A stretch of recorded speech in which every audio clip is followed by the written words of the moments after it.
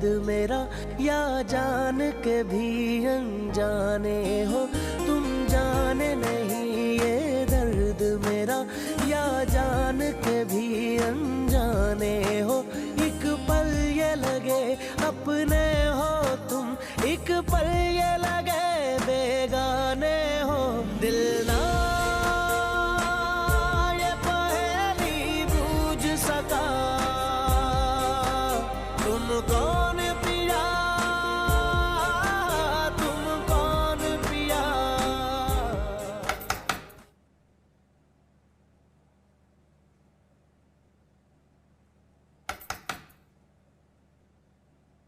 कौन? रामेश बाबा साहब आपका नाश्ते पे इंतजार कर रहे हैं। आप जाएं, उनसे कह मैं आता हूँ। अच्छा बेटा।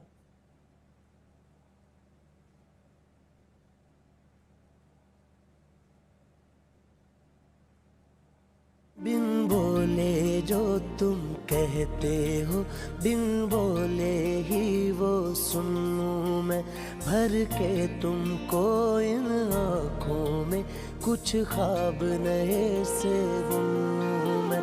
बिन बोले जो तुम कहते हो, बिन बोले ही वो सुनूं मैं, भर के तुमको इन आँखों में, कुछ ख्वाब नए से बुनूं मैं।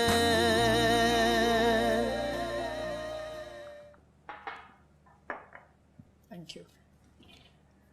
Good morning. Good morning. क्या लोगे नाश्ते में? नहीं मॉम, मैं कुछ नहीं लूँगा। ये बताइए, बाबा चले गए? हाँ, तुम्हारा इंतजार करके गए हैं और कह रहे थे कि बोर्ड ऑफ डायरेक्टर्स की कोई मीटिंग है, वक्त पे पहुंचना जरूरी है। तुम्हारे लिए भी पैगाम दिया कि जल्दी पहुंचो दफ्तर। आई नो, ऑलरेडी बहुत देर हो चुकी है। मेरा ख्याल है मैं ऑफिस में ही कुछ खा लूँगा। माँ, मुझे आपसे कुछ बात करनी थी। हाँ बोलो, क्या बात है? माँ, मैंने आपसे जिक्र किया था ना कि मुझे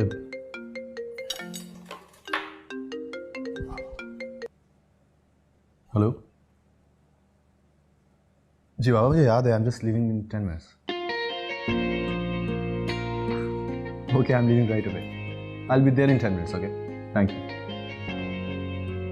आप तो शाम को मिलते हैं। See you. खुदा हाफिज। नादिया,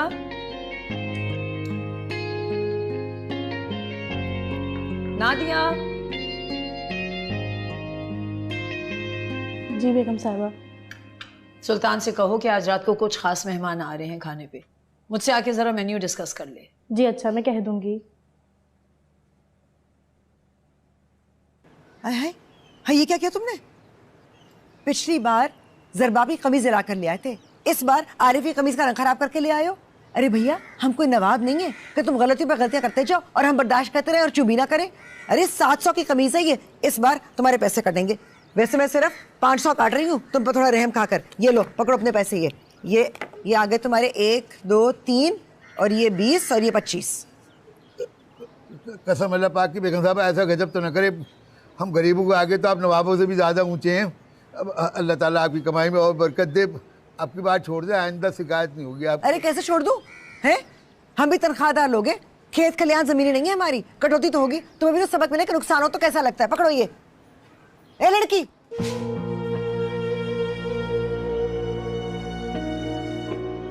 किधर घुस जा रही हो? अस्सलाम वालेकुम खाला जान, कैसी हैं आप? खैरियत अभी भी तुम्हारी मैं दरियाफ्त करूंगी। माँ ने ये तरबियत की है तुम्हारी? अरे गुट्टी किसने दी थी तुम्हें, जो नस नस में अयारी खून बनकर दौड़ रही है? क्या हुआ खाला, अब मैंने ऐसा क्या कर दिया है? अच्छा, अब फर्द जुर्मी मैं ही पढ़कर सुनाऊं, तुम तो ऐसे मानोगी नहीं।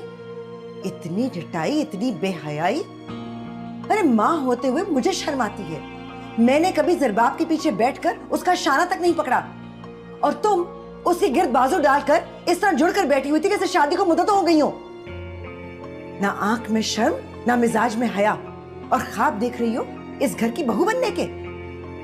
एक बात कान खोल के सुन लो लड़की, मेरे जीते जी तो क्या, मेरे मरने के बाद भी जरबाब तुम जैसी उड़नदीदा से शादी नहीं करेगा। अरे जाकर अपनी माँ को इतला दे दो, बड़ी होशियार बनती है ना वो, ठंडी होकर बैठ जाए, वरना मैं जाकर बताती हूँ उसे। क्यों गुस्सा करी अम्मी, क्या हुआ है? क्या बात है? पता नहीं, इन्हीं से पूछो जो बेमौसम बरसात की तरह मुझ पर बरस रही हैं। मैं तो तुमसे मिलने आई थी और ये खुदाई फौजदार बनकर मेरे अगले पिछले गुनाहों का हिसाब लिए बैठी हैं। पता नहीं मैंने इनका क्या बिगाड़ा है जो ये हाथ धोकर मेरे पीछे पड़ गए। जवेरिया मेरी बात सुनो। अरे रुको तो, बड़ी आई दोस्त की तरफदार, चलो अंदर। अरे चलो, पागल हो गए दोनों बहन भाई। इशारा चलिए मेरे बेटे से।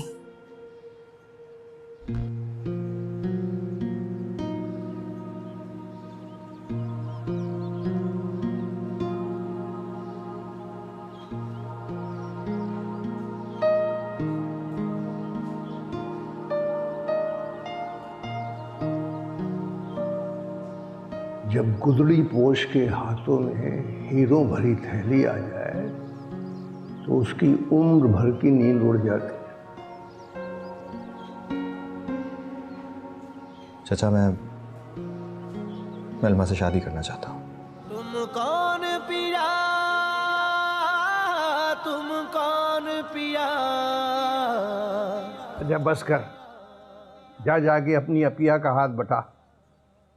वो सारा दिन घर के कामों में लगी रहती है। तुम दोनों का तो बचपन ही खत्म नहीं होता। वो बेचारी वक्त से पहले बड़ी हो गई, गुड़ियों तक से नहीं खेल पाई थी अच्छी तरह। बाबा अब तो हमेशा अपिया का साइड लेते हैं। पगली, जो दूसरों के हुकूक का ख्याल रखता है अल्लाह सबसे ज्यादा उसके हुकूक का ख्याल करता है। मैं तो फिर आजिज़ सा बंदा हूं। बाबा आप अपिया से कितनी मोहब्बत करते हैं। जब शादी के बाद वो अपने घर चली जाएंगी तो न जाना आप कितने दिन उदास रहेंगे। क्यों उदास क्यों रहूंगा मैं, जब वो हर रोज मुझसे मिलने आया करेगी लंबी सी गाड़ी में। मैं तो खुशी से फूला नहीं समाऊंगा। लंबी सी गाड़ी में? बाबा बताए ना, आपको कैसे पता कि वो लंबी सी गाड़ी में आएंगी? बेध्यानी में मुंह से निकल गया। तू हर बात को पकड़ के ना बैठ जाया कर। भाई बेध्यानी में तो आपके मुंह से कुछ नहीं निकलता। बताए ना क्या बात है, अपिया के लिए कोई रिश्ता है क्या? हमीदा खाला ने कोई बात की है? किसी को बता रहा हूं, रामेश बाबा ने मुझसे बात की है इल्मा के लिए। मेरा जवाब मांगा है। क्या रामेश भाई का रिश्ता अपिया के लिए? वाह कितनी जबरदस्त बात है। मैं अभी नेहा को बताती हूं। नेहा नेहा नेहा नेहा नेहा नेहा नेहा नेहा नेहा। ससुराल जाकर क्या करेगी? नेहा नेहा नेहा नेहा नेहा। क्या हो गया, क्यों शोर मचा रही हो? तुम भी सुनोगी, तुम भी शोर मचाओगी। ऐसा क्या है? क्या? सही बताओ, कसम खाओ मेरी। तुम्हारी कसम। मेरी अपिया बनेगी दुल्हनिया, राजा की आएगी बारात, रंगीली होगी रात। मैं बाबा से शिकायत कर दूंगी तुम लोगों के। और रामेश बेटा तुम्हारी बातें हो रही थी। सलाम अंकल। वालेकुम अस्सलाम बेटा। कैसे हैं? मैं तो बिल्कुल ठीक हूँ, तुम अपनी सुनाओ, कहाँ होते हो? मैंने कहा होना अंकल, यहीं कहीं। अरे भी वैसे क्लब में तुम्हारे चेस के बड़े चर्चे हो रहे थे। लोग मुझे कह रहे थे कि आपके दामाद का भाई तो बहुत अच्छी चेस खेलता है, तो आप उसके साथ क्यों नहीं खेलते? सब कहें अंकल, एनी टाइम।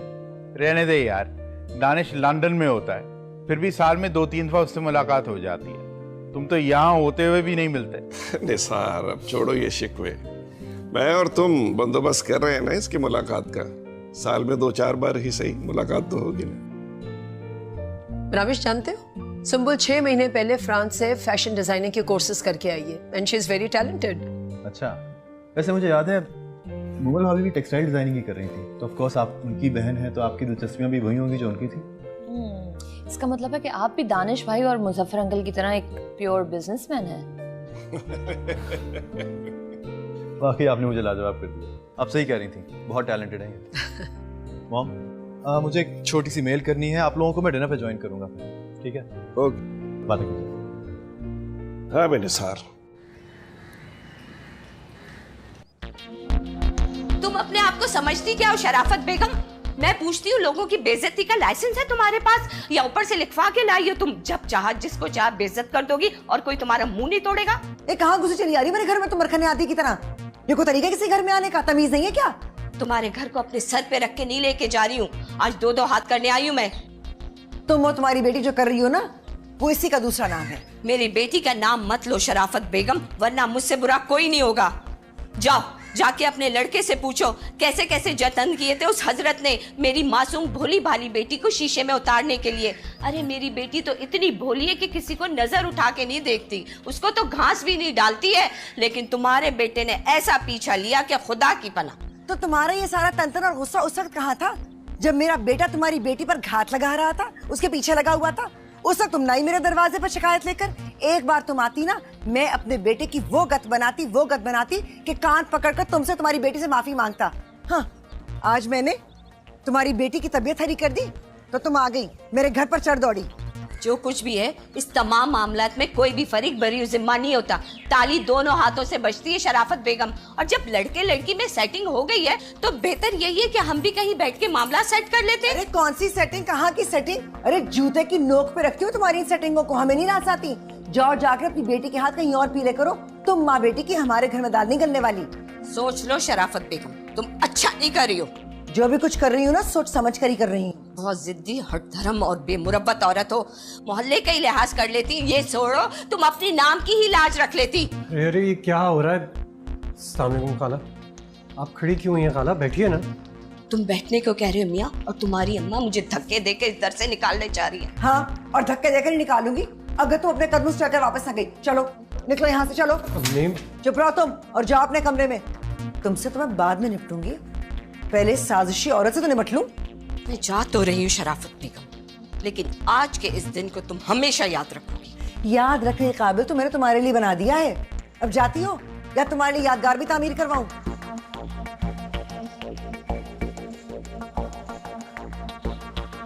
चलो तुम कमरे में।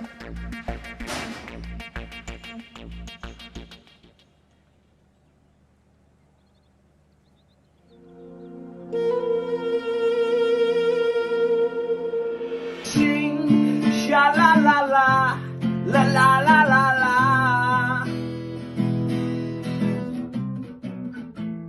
Cause what's the use in getting upset over things that we're just ready to forget? We'll change our point of views and get to reset. We'll 1,000 miles from your nice warm bed.